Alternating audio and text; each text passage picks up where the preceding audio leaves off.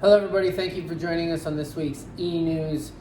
Today, we thought we'd talk about what the Federal Reserve said. The Federal Reserve had their annual economic symposium in Jackson Hole, although they didn't actually go to Jackson Hole because of the Delta variant of COVID. They did it remotely. But Federal Reserve Chairman Jerome Powell talked about what the Federal Reserve is seeing. There's actually some disagreement within the Federal Reserve about what is actually going on in the economy. And so that will be interesting to see how that plays out. But essentially what Chairman Powell said is that he's doubling down on his transitory inflation story. He still believes that the inflation we're seeing in the system right now is transitory. Josh and I disagree with that wholeheartedly, because I don't think that the Federal Reserve Chairman has gone out into the U.S. economy and seen what's going on. But that nonetheless, he still believes that the inflation we're seeing right now in the U.S. economy is transitory. The other thing that he said is that they're making a big distinction between the bond tapering that they plan on doing at the end of this year. So for those of you that don't know, the Federal Reserve is buying $120 billion worth of bonds in the market every single month. Obviously, that has an impact on interest rates. They're going to slowly start to taper that. So buy fewer bonds every single month, starting at the end of this year before they finally finish buying bonds sometime probably in 2022. He made it clear that there's a distinction between that, the tapering, and when they actually raise interest rates. He didn't say that it's some progression that they taper and then eventually they'll raise interest rates.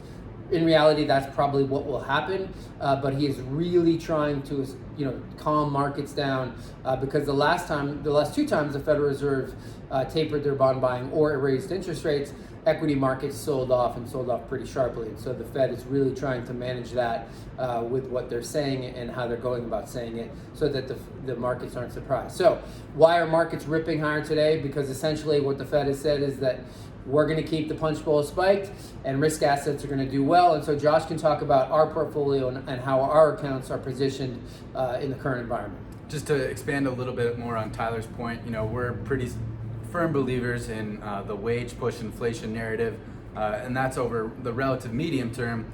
And then we also sort of believe that supply chain constraints are here to stay longer than policymakers are really willing to acknowledge.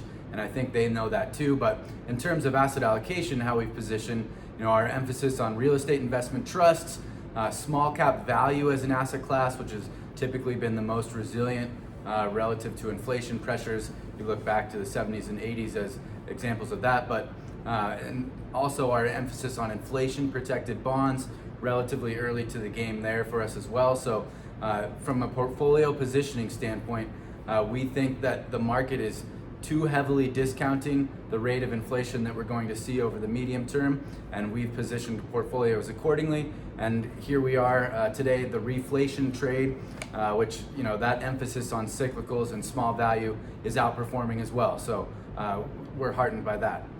Yeah, so you might ask yourself, why is the Federal Reserve, why is Jerome Powell saying that inflation is transitory and they're not worried about inflation, when clearly all of us are feeling it and seeing it out in the real economy?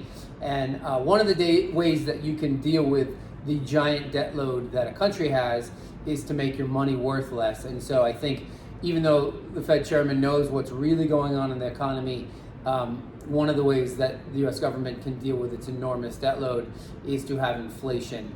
And I think that's why we're seeing what we're seeing, is that's one way to so-called politely default on your debt. Now, we're not going to default on our debt, but it is not good long-term for the dollar's reserve currency status in the world. And so that'll be interesting to see how that plays out. But as Josh said, we feel like if we have inflation, we're not going to have inflation like we saw in the 70s, but the asset classes that did the best in the 70s were small cap value, and mid cap, and we have a healthy dose of those in your portfolios. So we feel like we're positioned well.